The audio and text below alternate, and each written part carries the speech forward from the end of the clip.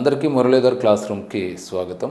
విద్యార్థులారా, ఈ క్లాసులో మనం 10వ తరగతి పాఠ్యపుస్తకంలో ఉన్నటువంటి 2వ యూనిట్ అభివృద్ధి భావనలు అనేటువంటి పాఠ్యాంశాన్ని నేర్చుకోవడానికి ప్రయత్నిద్దాం. ఈ పాఠ్యాంశం మనం చదివేటప్పుడు విద్యార్థులు ఎక్కువ మంది అక్కడ ఉండేటువంటి డేటాను చదవాలని, అంటే చదవాలా సార్, ఆ డేటా అంతా గుర్తుపెట్టుకోవాలని అడుగుతూ ఉంటారు. ఖచ్చితంగా గుర్తుపెట్టుకోవాలి. దాంతోపాటుగా దాని యొక్క కాన్సెప్ట్, దాని యొక్క ప్రధాన థీమ్ ఏంటనేది కూడా మనం ఐడెంటిఫై చేసుకోవాలి, దాన్ని గమనించుకోవాలి. అయితే ఈ పాఠం మనకు అర్థం అవ్వాలంటే మనం ఏం చేయాలంటే, అంటే మీకు అర్థం అవడం కోసం నేనేం చేస్తున్నానంటే, ఇంటర్మీడియట్లో ఉన్నటువంటి అంశాలను, అటు 10th క్లాస్లో ఉన్నటువంటి అంశాలను రెండాటిని కూడా మనం క్రోడీకరించుకుంటూ ముందుకు వెళ్ళినట్లయితే మనకి ఒక్క దెబ్బకి 2 పెట్లు అన్నట్టు అనమాట. అంటే నేను చెప్పినటువంటి పాఠం కనుక మీరు పూర్తిగా విన్నట్లయితే చివరాఖరికి మీకు దాని యొక్క తత్వం, అందులో ఉండేటువంటి ప్రధాన విషయం తెలుస్తుంది, కాన్సెప్ట్ అర్థమవుతుంది. దాంతోపాటుగా అటు 10th క్లాస్ని ఇటు ఇంటర్మీడియట్ని కూడా మనం కవర్ చేయొచ్చు. ఈ అభివృద్ధి భావనలు అనేటువంటి పాఠముని మనం అర్థం చేసుకోవాలంటే, ఈ అభివృద్ధి అనేటువంటిది మనకి 2 కోణాల్లో విశ్లేషణ చేసి చెప్తూ ఉంటారు. అది ఒకటి ఆర్థిక వృద్ధి అనేటువంటి కోణము, రెండోది ఆర్థికాభివృద్ధి అనేటువంటి కోణం. ఈ 2 కోణాల్లో కూడా అభివృద్ధిని చెబుతూ ఉంటారు ఆర్థికవేత్తలు. ఇప్పుడు ఇది అర్థం అవ్వాలంటే మనకి సాధారణంగా జనరల్గా మనం అభివృద్ధి చెందినటువంటి దేశాల యొక్క స్థితిగతులను గమనించుకోవాలి, అంటే మనసులో ఉండాలన్నమాట. అంటే ఒక అమెరికా పొజిషన్ ఎట్లా ఉంటుంది, ఒక జపాన్ పొజిషన్ ఎట్లా ఉంటుంది, అక్కడ యొక్క ప్రజల యొక్క స్థితిగతులు ఎట్లా ఉంటాయి, అక్కడ ఉండేటువంటి ఆర్థిక వసతులు ఎట్లా ఉంటాయి అనేది మన యొక్క మనసులో అది ఉండాలి.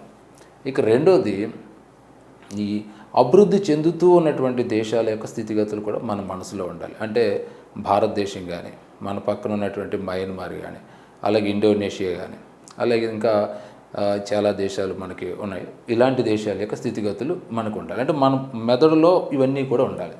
ఇక పేద దేశాలు, బాగా అభివృద్ధి లేనటువంటి దేశాలు మనం తీసుకున్నప్పుడు మనం ఆఫ్రికాలోని చాలా దేశాలని మన యొక్క మెదడులో పెట్టుకొని మనసులో తలుచుకుంటూ ఈ కాన్సెప్ట్ని విశ్లేషణ చేసుకుంటే విషయం అనేటువంటిది బాగా అర్థమవుతుంది అనమాట.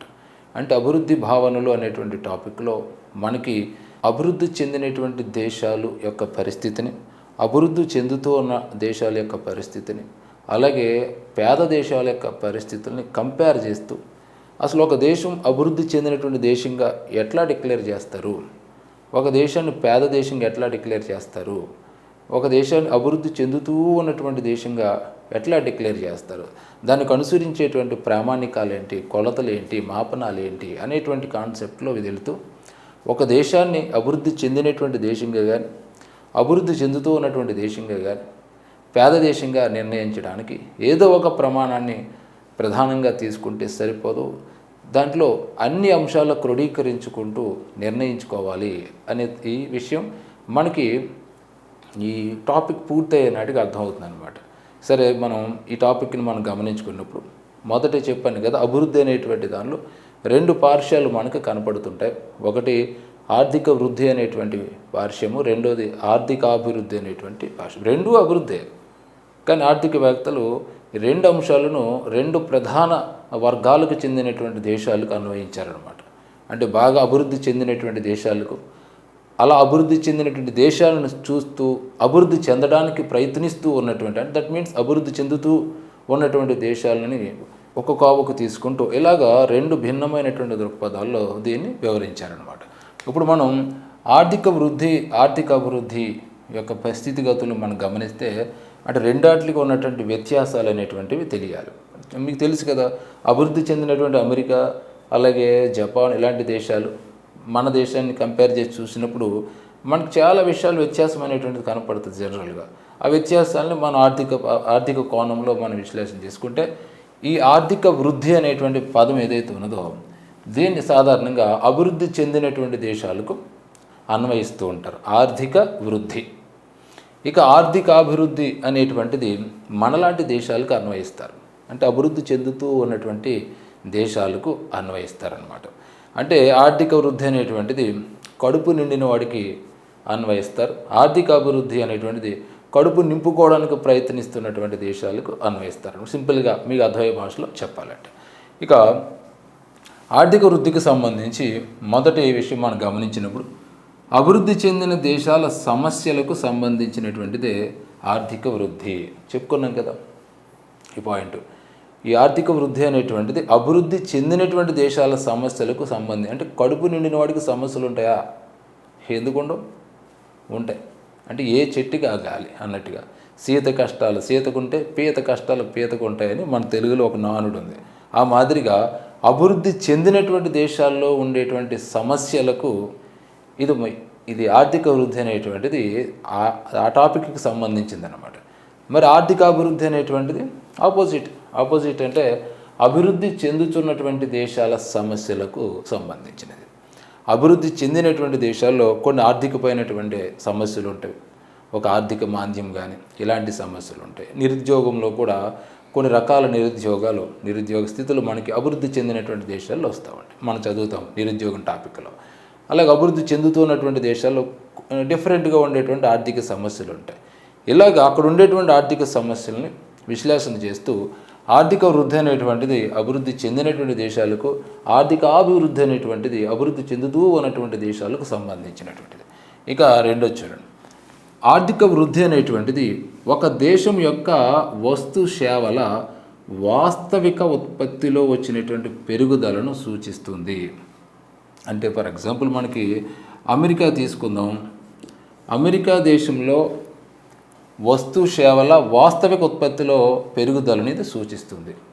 అంటే వాస్తవిక ఉత్పత్తి అంటే అమెరికా దేశంలో ఉన్నటువంటి అన్ని రంగాలు, అంటే ఫర్ ఎగ్జాంపుల్ వ్యవసాయ రంగం కావచ్చు, పారిశ్రామిక రంగం కావచ్చు, సేవా రంగం కావచ్చు, ఇతరత్ర ఉత్పాదకాల నుంచి వచ్చినటువంటి వాస్తవిక పెరుగుదల ఎంత ఉన్నది, అంటే ప్రీవియస్తో పోలిస్తే ప్రస్తుతం ఎంత ఉన్నది అనేది క్లియర్ కట్గా అది చెబుతుంది. అయితే మరి ఆర్థిక అభివృద్ధి అనేటువంటిది అభివృద్ధి చెందుతున్నటువంటి దేశాల్లో ఆర్థిక వృద్ధితో పాటు సాంఘిక ఆర్థిక నిర్మాణంలో ప్రగతిశీల మార్పులను సూచిస్తుంది. అంటే ఇక్కడ కూడా ఇలాంటి దేశాల్లో అభివృద్ధి చెందుతూ ఉన్నటువంటి మనలాంటి దేశాల్లో ఆర్థిక వృద్ధితో పాటు, అంటే దట్ మీన్స్ వాస్తవిక ఉత్పత్తిలో వచ్చినటువంటి పెరుగుదలతో పాటుగా వస్తు సేవల ఉత్పత్తిలో దాంతోపాటుగా సాంఘికంగా వచ్చినటువంటి ప్రగతిశీల మార్పులు ఏమిటి, అలాగే ఆర్థికంగా వచ్చినటువంటి ప్రగతిశీల మార్పులు ఏంటనేది కూడా ఆర్థిక అభివృద్ధి అనేటువంటిది సూచిస్తుంది.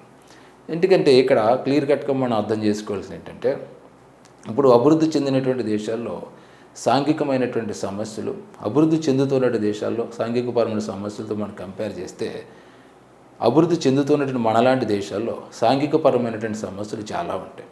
ఒక నిరుద్యోగం కానీ, కుల వివక్షత కానీ, కొన్ని వర్గాల పట్ల వివక్షత కానీ, లింగ వివక్షత కానీ, మహిళా సాధికారత, ఇలాంటి విషయాల్లో కొన్ని సామాజికమైనటువంటి రుగ్మతలు మన దేశంలో ఉంటూ ఉంటాయి.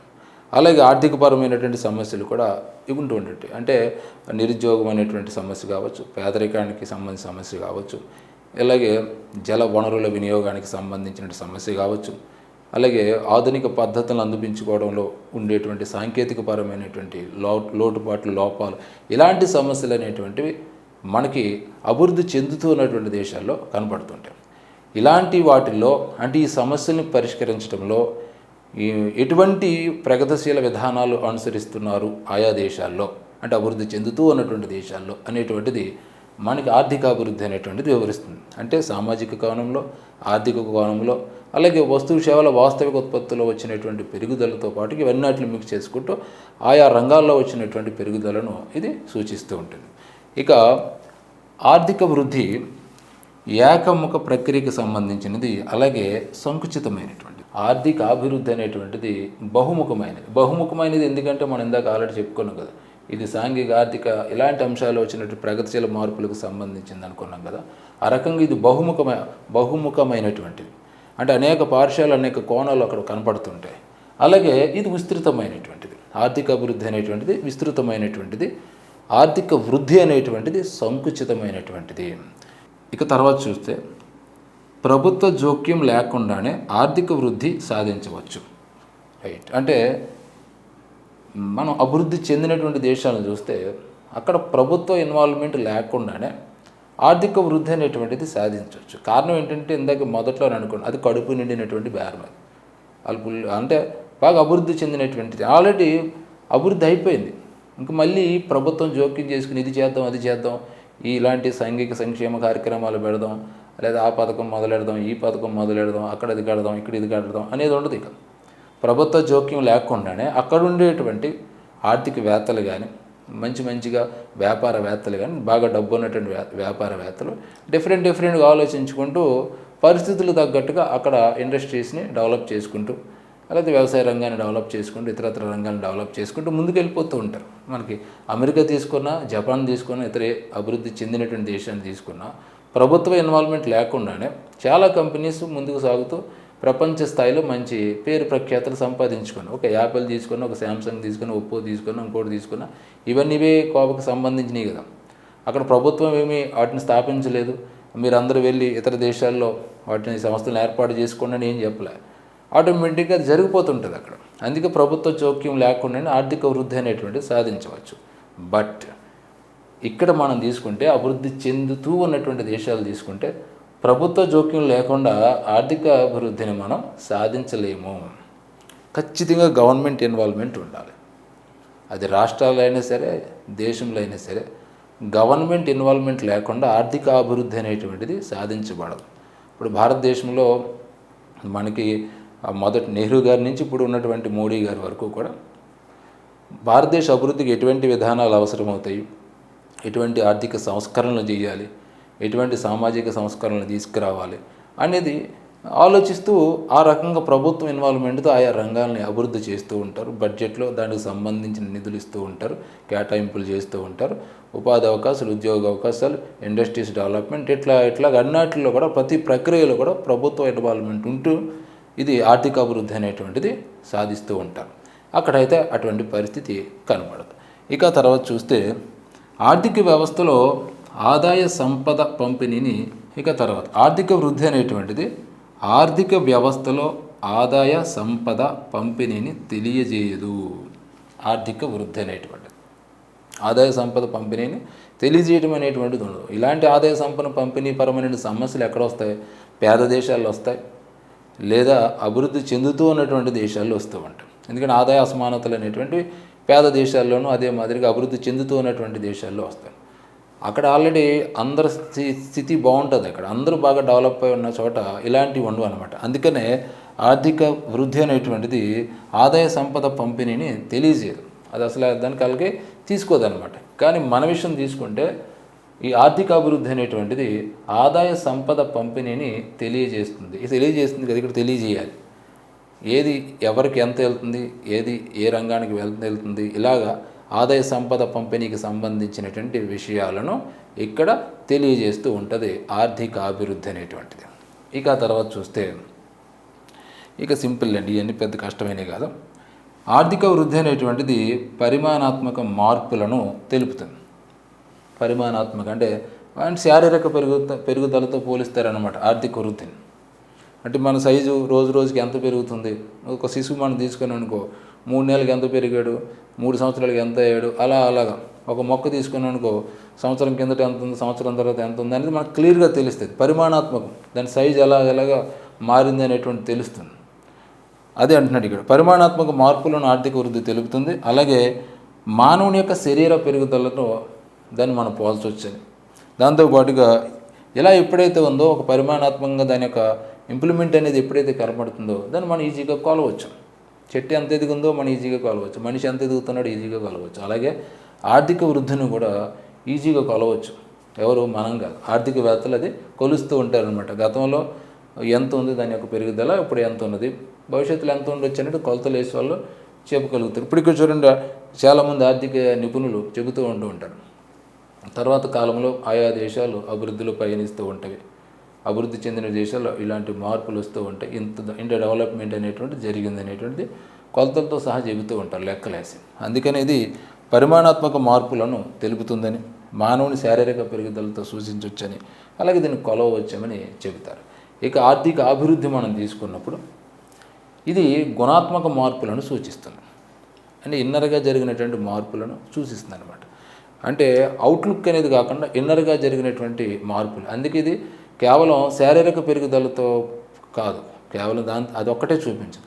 ఇన్నర్గా వచ్చినటువంటి అంటే మానసిక పెరుగుదలలో వచ్చినట్టు మార్పులు కూడా సూచిస్తున్నాడు. అంటే ఒక మనిషి శారీరకంగా ఎంత ఎత్తు ఎదిగాడు అనేది కాకుండా మానసికంగా కూడా ఎంత ఎత్తుకు ఎదగగలిగాడు అనేది ఇక్కడ ఆర్థిక అభివృద్ధి విశ్లేషణ చేస్తుందన్నమాట. అంటే ఒక దేశంలో బయటకు కనపడేటువంటి పెరుగుదలతో పాటుగా మార్పులతో పాటుగా ఇన్నర్గా అక్కడ ఉండేటువంటి సమస్యలను ఏ రకంగా సాల్వ్ చేసుకోగలిగింది. అంటే మనం అభివృద్ధి చెందుతూ ఉన్నటువంటి దేశాల్లో చాలా సమస్యలు ఉంటాయి. సామాజికపరమైన సమస్యలు ఉంటాయి, ఆర్థికపరమైనటువంటి సమస్యలు ఉంటాయి, అనేక రకాల రుగ్మతలు, వివక్షతలు అలాంటి దేశాల్లో ఎక్కువగా కనపడుతుంటాయి.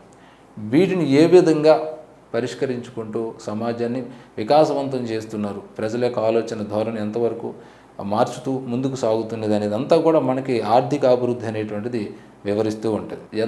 ఇదంతా ఎందుకు మనకి భారతదేశ ఆర్థిక వ్యవస్థకు సంబంధించిన అంశాలు మీరు చదివినా, అలాగే ఆంధ్రప్రదేశ్ సంబంధించిన అంశాలు, ఆర్థిక వ్యవస్థకు సంబంధించిన అంశాలు మీరు చదివినా ఇవన్నీ కనబడతాయి మనకి. కేవలం బడ్జెట్కి సంబంధించిన విషయాలే కాదు కదా, అన్నీ ఆర్థిక వ్యవస్థ అనేటువంటి టాపిక్లో మనకు మొత్తం అంతా వస్తూ ఉంటుంది. ఇంటర్మీడియట్ మనకి ఇండియన్ ఎకనామిక్ చదవండి, ఇవన్నీ వస్తాయి, అన్నీ వస్తాయి అందులో. అందుకే ఇది శారీరక పెరుగుదలతో పాటుగా మానసిక పెరుగుదలను సూచిస్తుందంటారు, గుణాత్మక ప్రక్రియను సూచిస్తుందంటారు. దీన్ని కొలవలేము.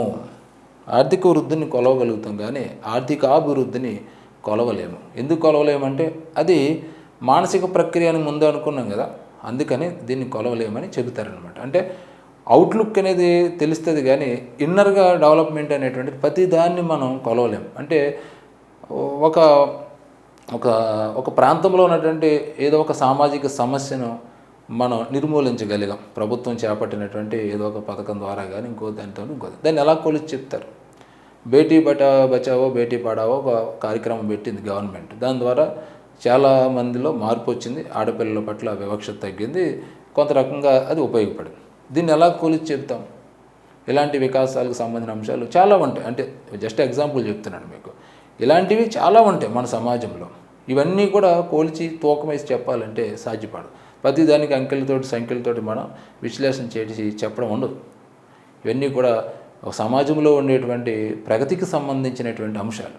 వీటిని ప్రతిదీ కూడా మనం కోల్చి చెప్పడం అనేది సాధ్యపడదు. అందుకనే ఇక్కడ ఆర్థిక అభివృద్ధి అనేటువంటిది కొలవలేము, ఆర్థిక వృద్ధి అనేటువంటిది కొలవగలము అని చెబుతూ ఉంటారు. అంటే ఇలాగ మనకి ఈ 10వ తరగతి పాఠ్యాంశం అభివృద్ధి భావనలు అనేటువంటి దానిలో మనం ఇక్కడ కీలకంగా ఆర్థిక వృద్ధి, ఆర్థిక అభివృద్ధి అంటే ఏంటి అనేది తెలుసుకున్నాం. ఇక తర్వాత తెలుసుకోవాల్సింది ఏంటంటే ఈ అభివృద్ధి అనేటువంటి దాన్ని తీసుకున్నప్పుడు మన యొక్క ప్రపంచ బ్యాంక్ ఏం చేస్తుంటుందంటే ప్రతి సంవత్సరం కూడా ప్రపంచ అభివృద్ధి నివేదికను విడుదల చేస్తూ ఉంటుంది. దాని ప్రకారం మనం విశ్లేషణ చేసుకుంటే ఒకసారి 2013 సంవత్సరంలో ఇచ్చినటువంటి ప్రపంచ అభివృద్ధి నివేదిక ప్రకారం 18.5% మందట అభివృద్ధి చెందినటువంటి దేశాల్లో నివసిస్తున్నారట మొత్తం ప్రపంచంలో. ఇక మిగతా 81.5% మంది తక్కువ లేదా మధ్య ఆదాయ స్థాయి దేశాల్లో నివసిస్తున్నారంట. ఎంత వ్యత్యాసం ఉందో చూడండి. అభివృద్ధి చెందినటువంటి దేశాల్లో 18.5% అంటే అభివృద్ధి చెందుతూ మరియు ఇంకా తక్కువగా ఉన్నటువంటి దేశాల్లో 81.5% మంది నివసిస్తున్నారని ప్రపంచ అభివృద్ధి నివేదిక 2013 ప్రకారం మనకి తెలుస్తుంది. అందుకే ఒక ఆయన అంటాడు, పెద్ద ఆయన పేరు ఏకే కైరన్ క్రాస్ అని ఆయన ఇంటర్మీడియట్లో ఉంటుంది చూడండి. ఏకే కైరన్ క్రాస్ ఆయన అంటాడు, అభివృద్ధి చెందుతూ ఉన్నటువంటి దేశాలను అతను ఏం చెప్తాడంటే ప్రపంచ మురుగువాడలుగా చెప్తాడు ఆయన. ఇది బిట్టివ్వచ్చు మీకు, ఇక్కడ 2 బిట్లు ఇచ్చే అవకాశం ఉన్నది. ప్రపంచ అభివృద్ధి నివేదికను ఎవరు విడుదల చేస్తారంటాడు. వరల్డ్ బ్యాంకు, ఇంకో ఆప్షన్ ఐక్యరాజ్య సమితి, ఇంకో ఆప్షన్ ఇంకోటి ఏదో ఇస్తాడు. అలాగే ఇతను ఇచ్చినటువంటి పాయింట్ కూడా అడుగుతాడు, అభివృద్ధి చెందుతూ ఉన్నటువంటి దేశాలు, దట్ మీన్స్ మనలాంటి దేశాలను ప్రపంచ మురుగువాడలుగా ఎవరు అన్నారంటాడు. అతని పేరే కైరన్ క్రాస్.